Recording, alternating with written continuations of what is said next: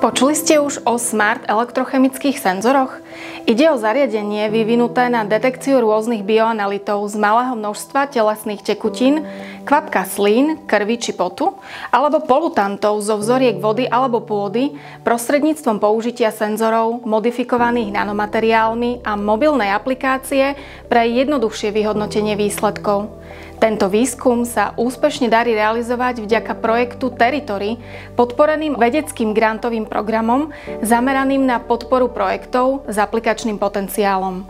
Na projekte spolupracuje Innovlab, startup centrum spoločnosti Deutsche Telekom IT Solutions Slovakia spolu s Univerzitou Pavla Jozefa Šafárika v Košiciach, Viedenskou technickou univerzitou a Univerzitou Tomáša Baťu v Zlíne.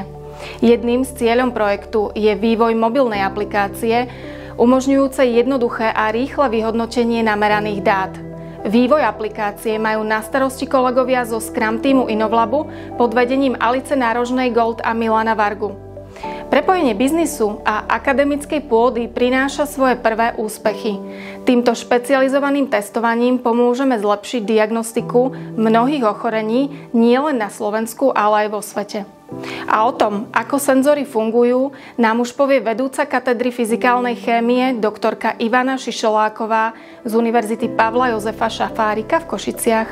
Ako už bolo spomínané, náš výskum je zameraný na vývoj elektrochemických senzorov ako lacného, rýchleho a jednoduchého diagnostického riešenia pre diagnostiku mnohých ochorení, ako je napríklad diabetes mellitus, vírusové ochorenia ako napríklad chrípka, COVID-19 a taktiež sme týmito senzormi schopní stanoviť aj receptory, ktoré sú prítomné pri niektorých onkologických ochoreniach. Zároveň malou zmenou pri príprave týchto elektrochemických senzorov je možné stanoviť aj bioanality, akými sú napríklad kyselina mliečna, kyselina askorbová alebo cholesterol, čo by mohlo priniesť výrazný pokrok v testovaní športovcov pri alebo počas športovej aktivity. Rozdielom medzi nami vyvíjanými senzormi a senzormi, ktoré sú momentálne na trhu, je najmä v tom, že senzory, ktoré už sú momentálne komerčne dostupné, obsahujú biologickú zložku, ktorá ale limituje vlastnosti tohto senzora, ovplyvňuje stabilitu senzora a taktiež je finančne najnáročnejšou zložkou senzora.